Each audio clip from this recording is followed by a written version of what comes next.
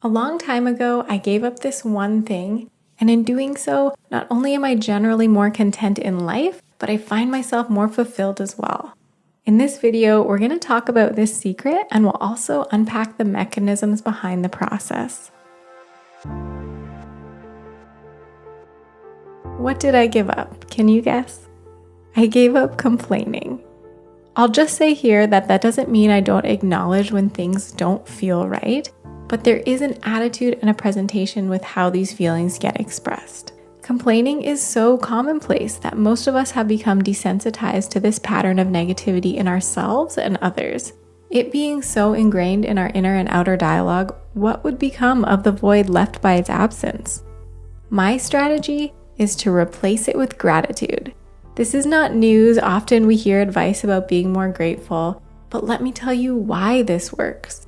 Think of the universe or God or source or the world, whatever you want to name that place where all things come from. Think of the universe like a person. Now imagine if this someone gave you a gift. You unwrapped it and said, "Oh, a bike, but it's not the color I wanted." Or, "Oh, an iPhone, but yeah, it doesn't have that feature I want." Or, a handmade card, cute, but what I was hoping for was a new whatever. Do you think this person is going to want to gift you again? It sounds like a no-brainer. We know better than to act in such an ungrateful fashion when it comes to receiving gifts, right? Well, perhaps in explicit examples like this we do. But really, we do the same thing in our day-to-day lives. Oh, a working body. Oh, but there's a fat pouch here and cellulite behind that, and too many wrinkles. Oh, a house, but now it's got a leak or bugs, or it's not in the perfect location, really. Oh, a family, but they don't listen to me. They don't share my interests. We have a way of finding and resting in the negative side of everything. It makes sense. We've been conditioned to, and we've been training for it our whole lives. Ingrained in our culture, complaining is a part of how we relate to each other. It's how we attempt connection. We are a compassion deficit culture and unpracticed in empathy. In our search for comfort, we can end up fishing for pity. This is how many of us attempt to process and heal. However, we're missing the mark here and doing ourselves and others a disservice. For the record, I'm not promoting fakeness. No one needs to be a Pollyanna. I'm not saying ignore the intuition that says this job isn't right or this relationship isn't working. You can still make moves to craft the life you want. I'm not saying spend all day with a group of people who don't share your same values just because that's who's around. I'm not saying suffer through living in a place that crushes your soul just because that's where you were born and you should be grateful. I'm not saying eat the processed greasy meal that was offered to you simply because it was offered to you. I'm saying shift the way you think about them is all. Transform the way you talk about them. Here's the takeaway, kids. Appreciation is like the glue that makes good things stick. It's like a magnet for attracting more positivity. So how can we talk to the universe when there are things it offers that we don't want? This question has come up so many times in my own life. I'm desperately seeking for something. I ask the universe for it. I want a job or a place to live or XYZ. And then I get an offer. But I'm not tremendously excited about it. It doesn't resonate with me for whatever reason, and I end up feeling torn. I think, should I take this? Because this must be the answer to my request, right? And beggars can't be choosers, and I don't want to come across as ungrateful for not taking this.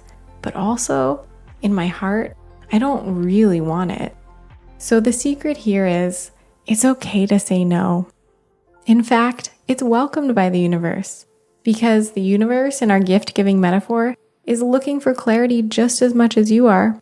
And remember, finding your true fit, your most fulfilling life, is not a selfish act. It's not only worth pursuing, it's your duty. You know that a more content you will be a better person, worker, parent, spouse, etc. Everything and everyone is connected. And so that resonance that comes with matching up with the right job or the right relationship or the right living situation will end up feeding others as well. The more you shine from being high on life, the lighter the world becomes. If it helps, think about saying no rather as actually just saying yes to something else. You're saying no now so you can say yes later. With the right attitude, saying no is not about stopping the flow of life. Instead, it's about becoming more specific about what you want with life. In doing so, the flow becomes more concentrated, directed, and more powerful. Trust that when you say no to one opportunity, others will present themselves. Caution yourself not to say yes out of fear of scarcity. Act in abundance and know that new opportunities will continue to arise. This is how I look at it. I see myself as picking off the menu of life. Sometimes we don't know what to ask for because we don't know exactly what we want. So first, we get offerings. Imagine a waiter singing the specials or handing you a menu. We see our options and then we choose yes or no. As I said before, situations like this have come up a lot in my life. One of which had to do with a festival I wanted to attend. I really wanted to go, and I ended up getting offered a volunteer position. I played around with the idea for a while. I had volunteered there before, and I did like being involved with the back end as it was an opportunity to contribute. However, that position was very time and energy consuming. I couldn't give this year's offer a genuine yes because the truth was, now I didn't want to volunteer. I just wanted to be an attendee and fully enjoy the event from that more relaxed place. I couldn't afford tickets, however, so the thought of turning down free admission as a volunteer was painful. In the end, though, I did decline. Weeks went by and I almost fully let go of the idea of attending. And then my friend contacts me. If you want to help me with a few things at the festival, I have a discount voucher I can offer you. This to me was a clear yes. It was the best of both worlds. I still got to contribute to the event, but not in such a consuming way, and I was able to attend at an affordable price. I really want to underscore that though you may call in opportunities, you don't have to say yes to everything. I'm bringing this up because there is often the misconception that if I'm acting in gratitude, this means I'm accepting of everything that comes my way, and then I'm not really living my life. For instance, a mindset like, I get this job offer, but I don't really want it, but I want to be grateful, I should accept. This is not what we're going for. No's are okay because the universe likes feedback. It wants yeses, but only when they are true yeses. Do take note, there is technique with saying no. Just like with a person-to-person exchange, you can still be grateful and say no. Your conversation with the universe may sound something like this. X job offer comes up. I really appreciate that I have an opportunity to make an income. This position, however, just doesn't feel like a good fit right now. Also with a person-to-person exchange, you might help them out by then writing a wish list for what you do want.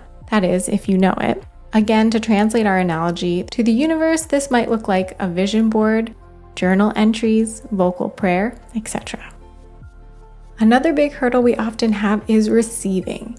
Have you ever felt guilty for accepting something good? Like it feels imbalanced? Saying thank you is one magical way of restoring that balance. Don't underestimate simple appreciation. It is a powerful way of giving back. Keep in mind that a gift giver also feels nourished by giving their present, especially if their gift is acknowledged and appreciated. This is your job, acknowledgement and appreciation. To me, the daily act of acknowledgement and appreciation is a practice and a duty, and there is always appreciation to be had. These clouds today, oh my gosh, how beautiful. Thank you for this breeze. What a delicious meal. Oh, to walk, to move freely in this able body, thank you.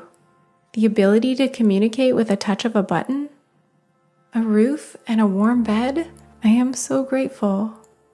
So what is the real life application of this? Number 1, observe your thoughts. Number 2, pause to find moments of authentic gratitude. 3, record over old tracks. Don't let those complaints unconsciously slip by you. You may be unknowingly keeping yourself stuck. Instead, open this space and fill it with gratitude. Name what is working. This life is a collaboration with you and the universe. Imagine you're hungry and the waiter offers you a burger. Thank you, I do appreciate the organic ingredients and the portion size, but I don't eat meat. He offers you a veggie wrap. Thank you, I do like that as a vegetarian, but I'm in the mood for something lighter. The waiter offers you a large mixed salad. That is perfect, thank you. Name what is working and move forward.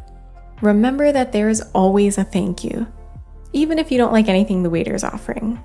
I appreciate your concern and your efforts to help me find a meal. You may have to get creative, but do your part. This life is a collaboration. Find the thank you. There is always a thank you.